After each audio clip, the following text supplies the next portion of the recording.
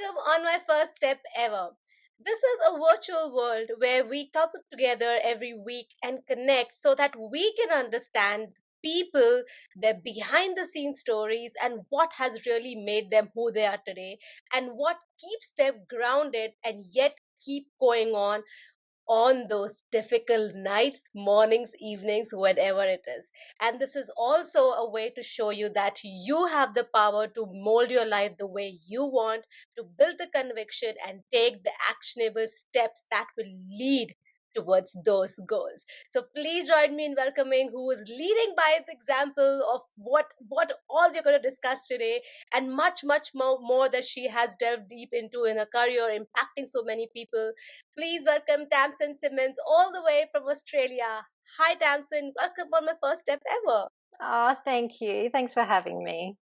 It is a pleasure having you over here, and I wanted to quickly share with my listeners today that I had the opportunity to listen to Tamsin's experiences and her professional experience in one of the panel discussion some time back, and I was so amazed, and I was very much this mindset that I would really like to have her on the podcast so that she can share her story with many such individuals around the globe who are yet there but yet not there. So please join me in welcoming Tamsin. Tamsin is a personal development specialist in the professional world, and she is rethinking the way people live, work, and lead. And we are so grateful that she's here to show some of those to us today.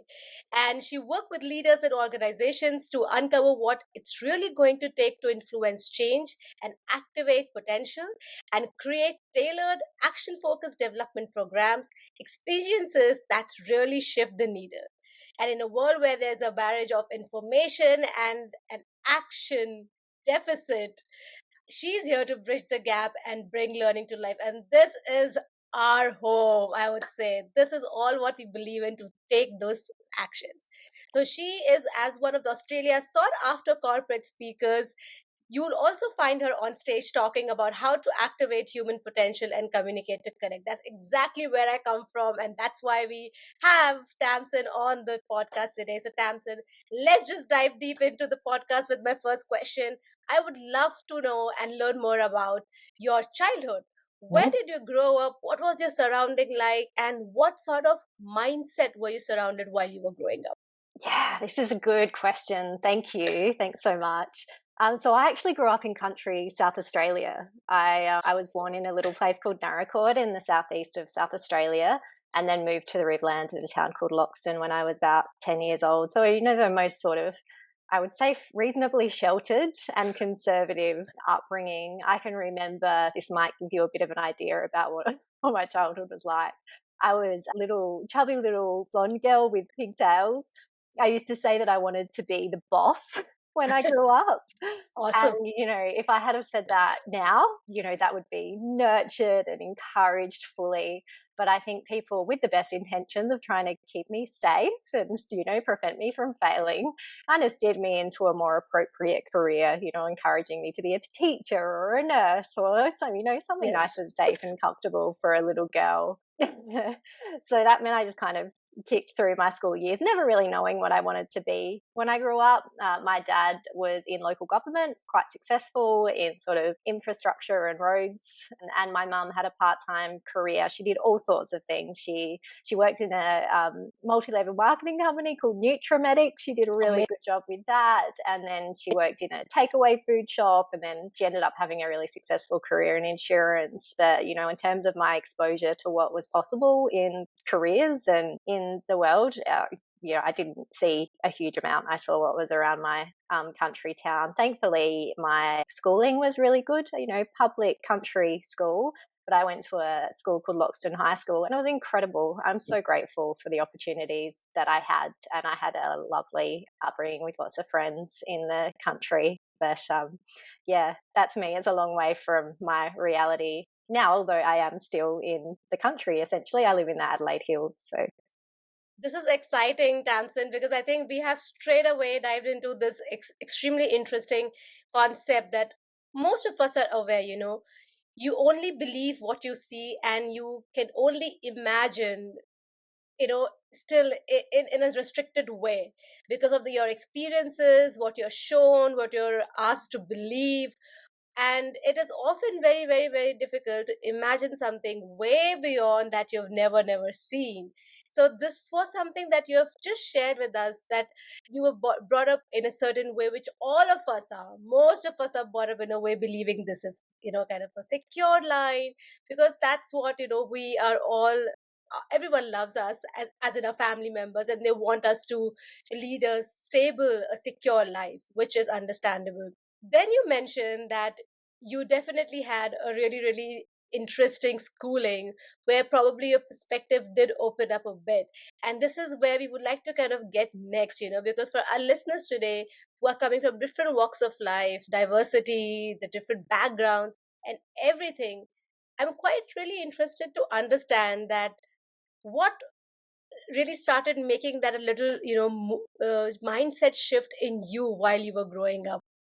Yeah, look, it's really interesting because I don't know that it really happened while I was growing up. There are some things I was grateful for in that. I mean, my family always not even just encouraged success, but it felt like it was expected that we were going to do well. My brother and I, we got good grades. We were pretty good at sport.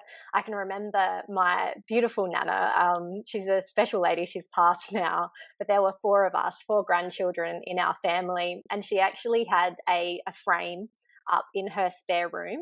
And as I entered into year 12, she had a picture of my eldest cousin in her university graduation gown, a picture of my brother in his graduation gown, a picture of my This is other exciting. cousin in the graduation gown. And then there's just this blank square sitting there just waiting for me to go to university and graduate.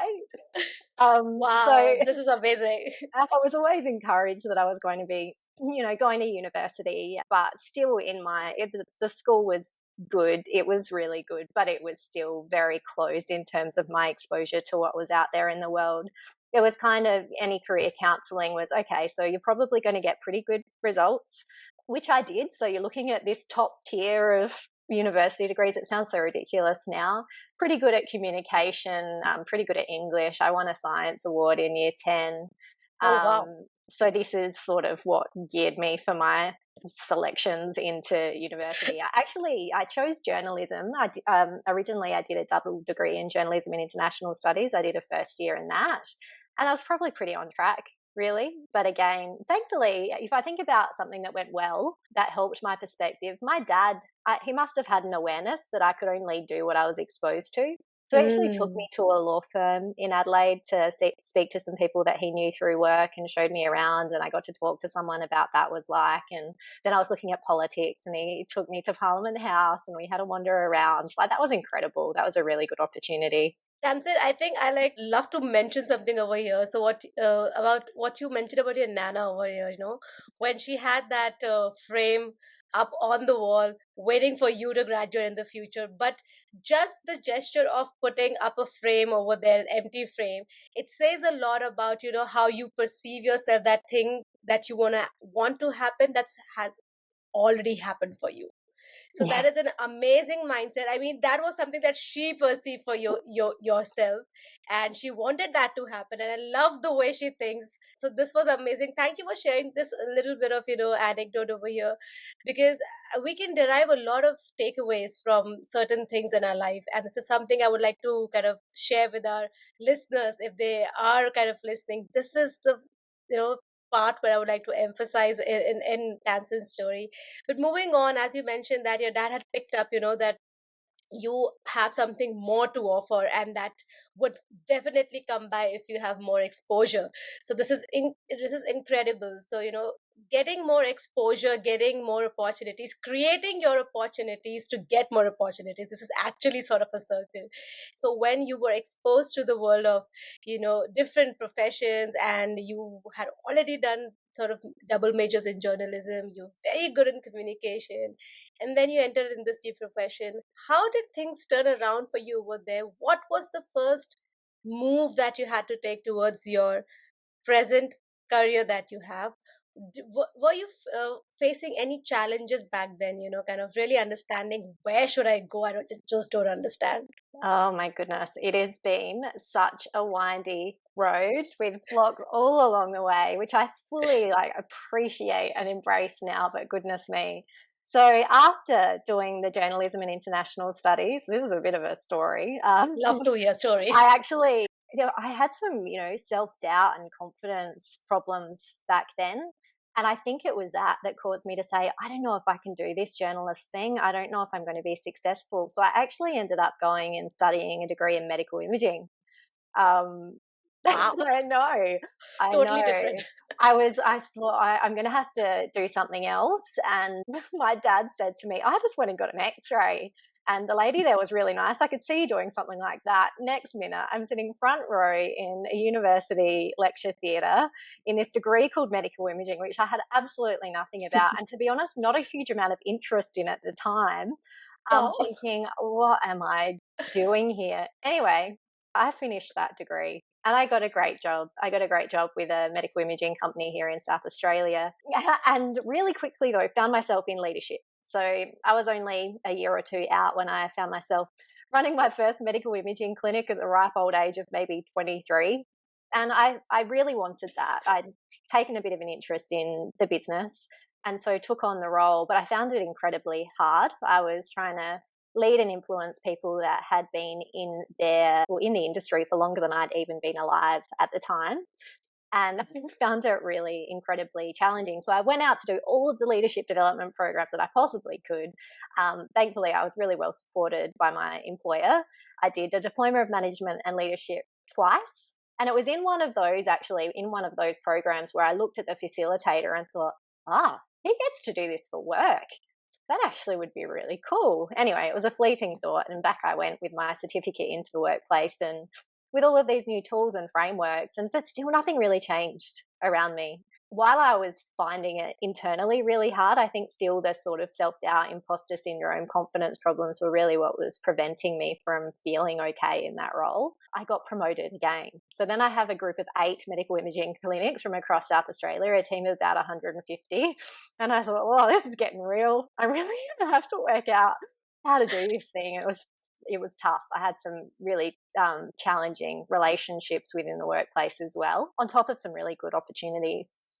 So anyway, long story short, I ended up going and studying this thing called a diploma of modern psychology.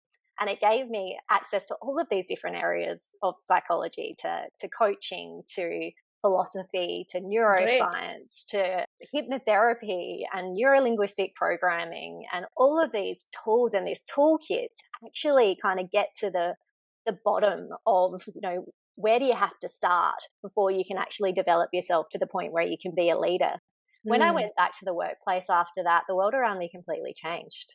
My relationships changed. I had a 360 feedback thing where people said, I don't know what's happened to her, but it's really good and things she's doing a really good job. And I felt better. Like I just was enjoying it more. And that's when I thought, I've got something here and I'm going to take it out there. So I created a Women in Leadership program. 7 years later, here we are. Now I'm working with some of the most high profile executives from South Australia, and being able to influence a whole lot of people. It's incredible. Wow, your journey has been so far so interesting, and I would say, let me just say that I feel I'm talking to someone who's very humble and grounded. Given the history that you've had with your academics, with your profession, qualifying to be the best amongst the best in your different professions that you've been, I feel that we are talking to someone who's extremely smart at this point in time. Extremely, I mean, we knew that you are, but the more I get to know about you, and you're very humble and grounded. And I want to also kind of touch upon something, that even though you felt a bit, you had those self doubts, given that you were doing so well in your school, in your university, someone as good as yourself who's doing so well did have that kind of, doubt at certain point in time, which only gives the message that it is okay to, for Oh, people, everyone, to feel that way. at certain point in time. If you're doing well in certain profession or in your university or your school, that's great. But if that doesn't really, resonate with you, if that doesn't feel like this is what I want to go into, it's completely fine. You can sit and think over it, and then kind of think where you want to go ahead and start taking actions, exactly like how Tamsin did. I think along the journey when you were in that profession, you had that bit of an opportunity to kind of taste how the leadership journey and how your facilitation journey would look like. I always confuse in these two words. Felicitation and facilitation. Fair enough. I always try not to say this word, but anyways, I'm sorry to put you in that position. no, that's all good. I'm learning. So, what I really like, I appreciate over here, Tamsin, that you are able to kind of share with us that you did have that moment. You went back with what you were doing in your life, but when it started growing on you, you did not ignore that feeling, and you then started working on yourself when you did get that opportunity. And very interesting thing that you mentioned, that there was a point when people started feeling, who is this person, she is like the best amongst ourselves, the energy that you must have exuded, and that's because you were in the state of flow. You found something that really resonated with you, aligned with you. So firstly, I'm happy that you have found that. And as you mentioned, it's been 7 years since you have had your own foundation for women leadership and empowerment, and you're doing so great. But between today and the first time it started off, I'm sure you must have had a bumpy ride. We would love to understand what were your top three challenges in those initial years, and how did you overcome that? For anyone who wants to, start something which is bigger than that, bigger than what they can think at that point in time. Yeah, I am. I look back at launching that first leadership development program and just think, wow, like I am so grateful to myself and the courage that in hindsight took to just completely flip out of my. I was still working in my career, but what I was doing was completely different, right, along the side. And to be able to put that out there, um, it really was sheer sort of grit and courage and like desire to make a difference. I think, right, full belief in what I was doing that allowed me to take that first step.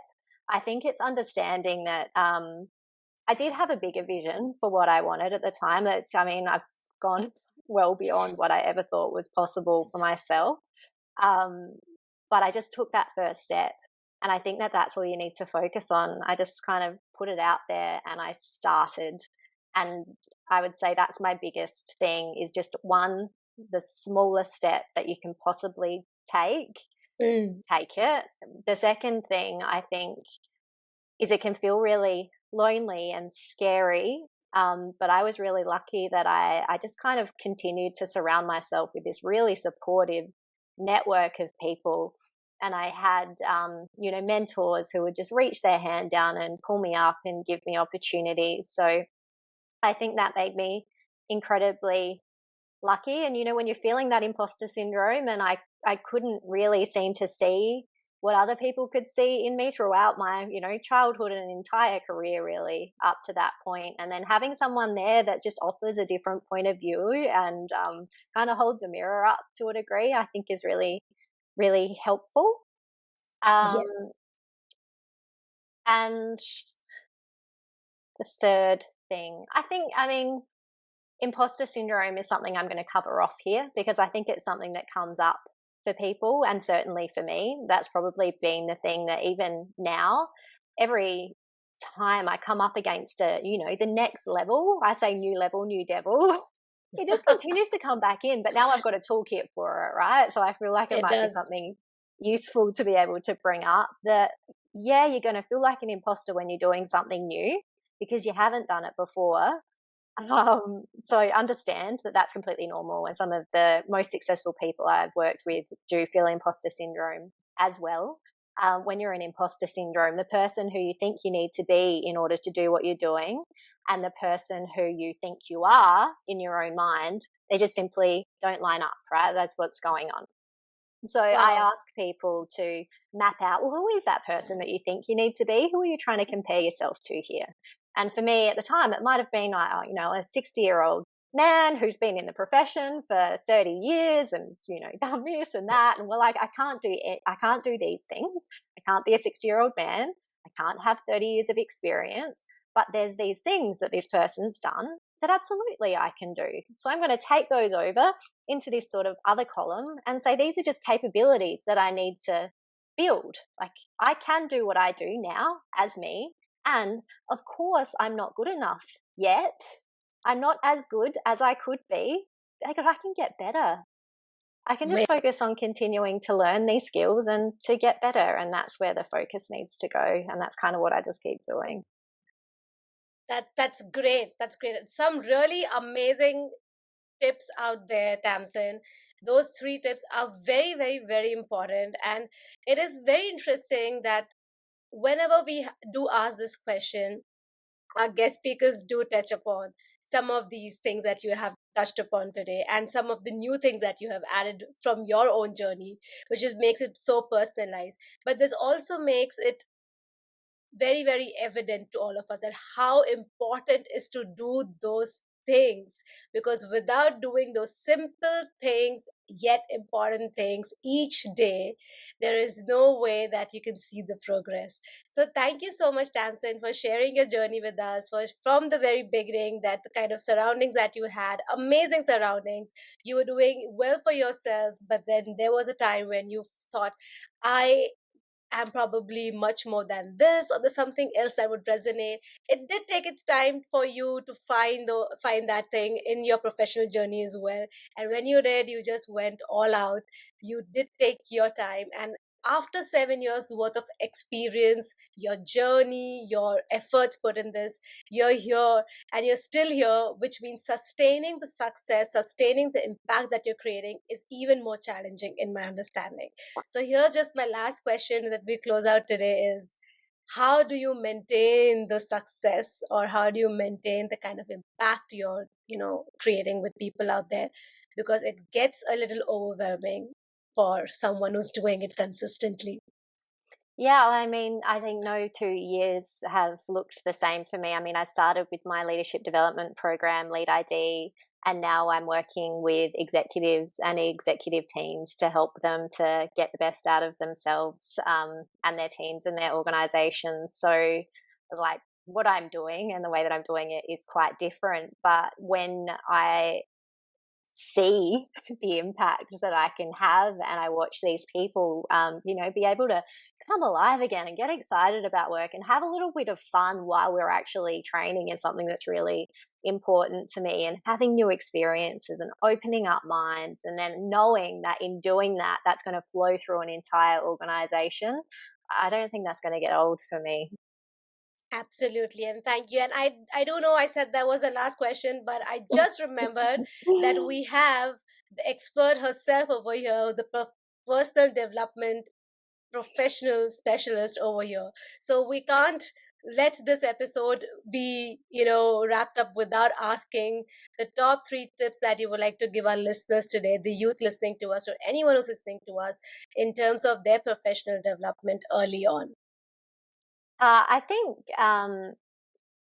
so we have an obsession with information, right? Like, people just are hooked in. The podcasts are incredible. Books are incredible for sure. Keep learning for sure. But make sure you're not just pumping information into your brain and becoming a development junkie, as I call it. If Absolutely. you've got a book, then study that book. Get your pen Mm. and paper out, write it down, implement some things, and see how things work for you. So make sure you're actually studying and not just learning. When you learn and then apply, that's how you get wiser. Otherwise, you're just packing your brain with information that's not particularly helpful for you. So that's kind of my first tip. The second one is make sure that you focus on networking. Now, I used to be terrified by networking, so scared because I was so shy. Thankfully, I've overcome that now, and the people that I've connected with have certainly enriched my career and my experience of life in ways beyond what I could even imagine. Someone incredible that's working in this space, Holly Ransom, who I'm sure you know, she herself, when she started out, did this 50 coffees challenge. I don't know if you've heard of that, where she would just reach Awesome. out and have 50 different coffees a year. So something like that, I fully encourage you to do. It doesn't have to be 50, maybe start with 10. um, and then just take that first step, break down your big goal and just do that first little thing. Take the step out into the path, and the path will unfold. This is so incredible. And I think all the tips that you have mentioned really shows that you practice what you preach, because that's what you have been also applying and doing. And that also gives us an understanding that if you do all these steps, you will also see the change, and you'll see the sea change, because we have a living example over here. Thank you so much, Tamsin, for being on the virtual studios of the My First Step Ever, and filling this space with your amazing energy, your big smile, and that really humble heart, and the amazing mind and the wisdom that you brought to us today. Before we take your leave, I always request our guest speakers to leave our listeners with a quote or a saying that you really resonate with. Yeah, thank you. I think it's lovely that you've been saying that I'm grounded, because the quote that I'd love to share is by Theodore Roosevelt, and it's keep your eyes on the stars and your feet on the ground. Lovely. Thank you so much for being on My First Step Ever. And I like to say, everyone, if you have loved what you've heard today, I'm sure you have got yourself interested in Tamsin and Tamsin's work. So do follow her on LinkedIn. I will leave the link in the show notes below. And for all my listeners out there, as I always say, start believing in yourself and keep believing in yourself. Thank you so much, Tamsin.